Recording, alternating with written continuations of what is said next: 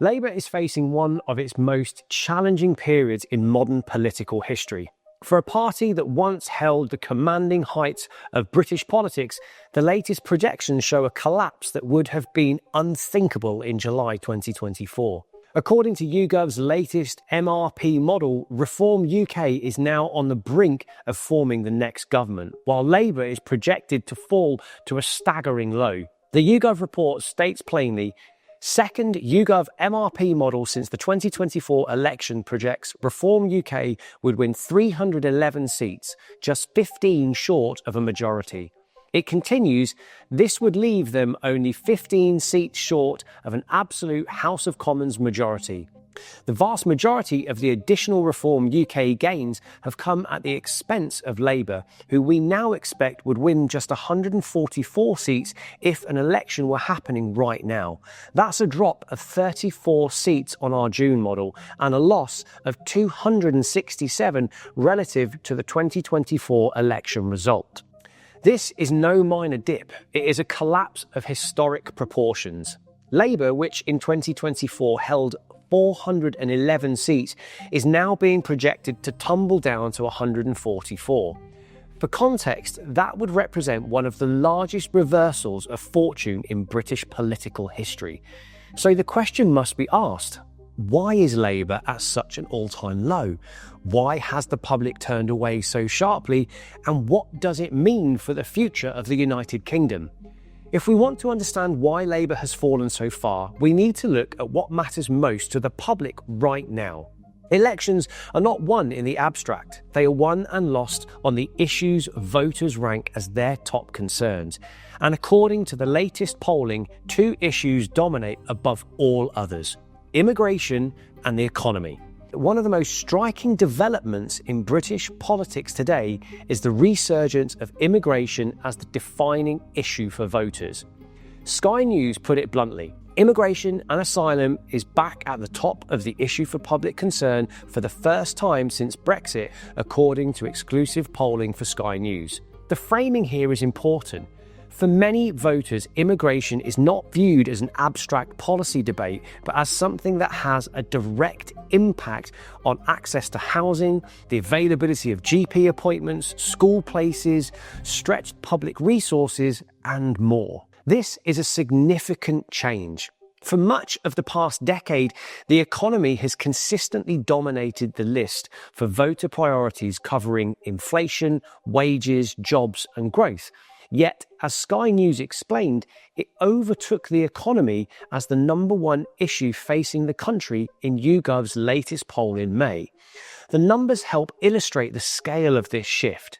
Some 58% of people put immigration and asylum in the top three issues facing the country, higher than the 51% who put the economy, the poll found. In other words, a clear majority now view immigration as one of the country's most pressing challenges. In recent months, Labour has noticeably shifted its tone on immigration, a sign that the party is responding to the polling pressure. But that shift comes with risks. Many on Labour's left view it as a betrayal of core principles, accusing Starmer of trying to out-Farage. One of the most talked about moments came when Sir Keir Starmer used the phrase "island of strangers" in a speech. In remarks delivered on 12th of May, he said, "Without them, we risk becoming an island of strangers, not a nation that walks forward together." This statement immediately caused controversy. Starmer later admitted that particular phrase, "No, it wasn't right. I'll give you the honest truth. I deeply regret using it." His regret underscored just how sensitive the immigration debate has become, not only among voters, but with Labour's own ranks. Home Secretary Shabana Mahood has also pushed a harder edge on immigration. Her proposals include stricter conditions for indefinite leave to remain. Applications may need to show stronger English, sustained employment, a clean criminal record, and avoid benefit use. In her first speech to Labour's conference as Interior Minister, she announced Labour is considering making changes so people will only qualify for ILR if they pay social security contributions, have a clean criminal record, and do not claim benefits.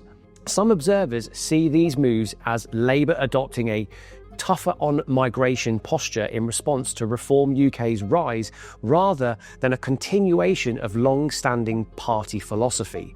Some commentators say he's attempting to out-Farage, that is, by adopting stricter rhetoric to approve to voters concerned about migration. He risks providing reform with validation while distancing Labour from its progressive base. While immigration has overtaken the economy as the single most important issue for voters, the economy remains a close second. It continues to shape political fortunes because it is not just about macroeconomic numbers, it is also about daily realities of pay, prices, housing, and services. Polling shows economic confidence is low. An Ipsos survey earlier this year found that 3/4 of Britons, 75%, expect the economy to worsen over the next 12 months, the highest level of pessimism recorded in decades. At the same time, only around 15% believe the economy will improve, with the rest expecting it to stay the same. The Ipsos Issues Index also confirms that the economy consistently ranks near the top of voters' concerns. In the spring of 2025, 39% of all residents named the economy as one of the most important issues facing the country, only just behind immigration. Health and crime were far lower at 29% and 22% respectively. This underlines how central economic management remains to public judgment of any government. One of the clearest drivers of public concern is the prolonged cost of living squeeze. Inflation has eased from the double-digit peak seen in 2022, but it remains stubbornly high. Food price inflation rose for the 5th month in a row in August, with costs rising at the fastest pace since the beginning of last year, official figures show. The cost of food and non-alcoholic drinks grew at an annual rate of 5.1% as beef, butter, milk and chocolate prices continue to surge. However, despite the increase in food costs, price growth in other areas such as airfares slowed, leaving the overall rate of UK inflation at 3.8%, the same as July. The problem for Labour is that food inflation acts as a constant reminder of the economy's weaknesses. Unlike abstract statistics, it is felt directly and repeatedly. Every weekly shop brings a visible signal of rising costs, from bread and milk to meat and fish and produce, and voters cannot avoid it. This matters politically because it shapes how people judge competence.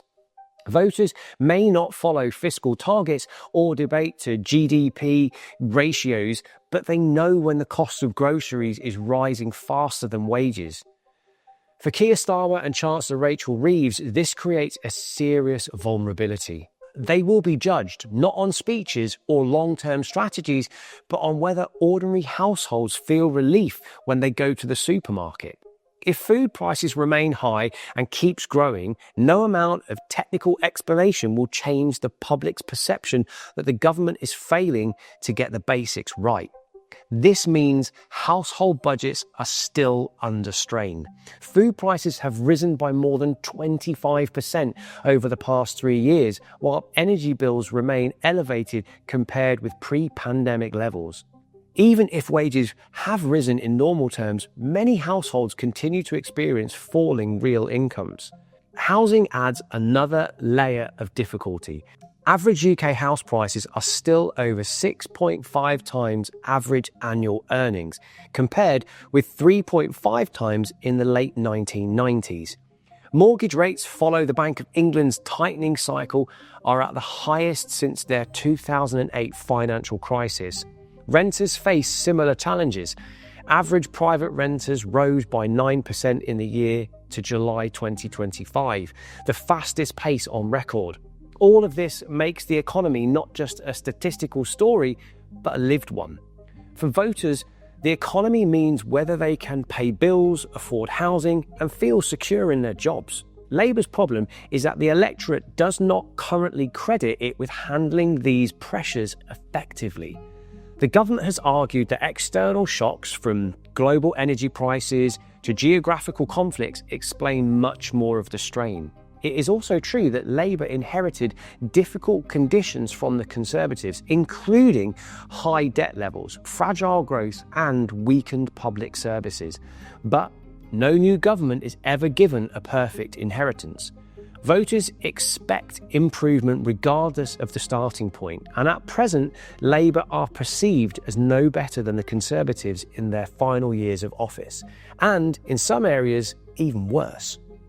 Growth remains sluggish. The UK economy expanded by just 0.2% in the second quarter of 2025, following 0.1% growth in the first quarter, and recorded no growth at all in July.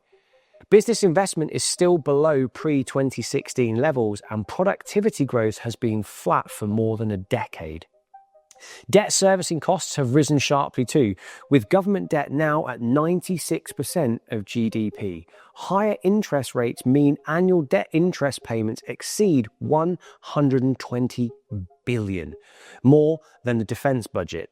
On top of these pressures, concerns are mounting about the overall health of the public finances.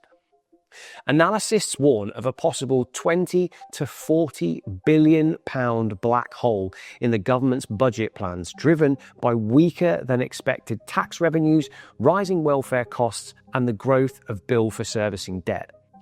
Productivity projections are also being revised down, suggesting the UK's long-term growth potential is lower than previously hoped. At the same time, higher borrowing costs are squeezing the Treasury. Yields on long-term government bonds have risen above 5%, levels not seen for decades, which means refinancing debt is far more expensive. All of this combines to leave Labour facing extremely tight fiscal choices, raising taxes, cutting spending, or risking credibility with the markets.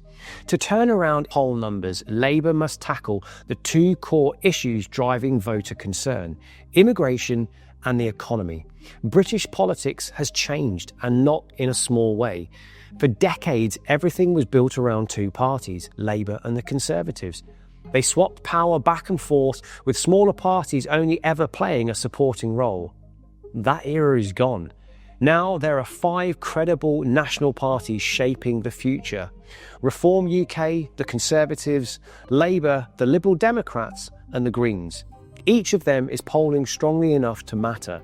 Each of them has a voice that can cut through nationally.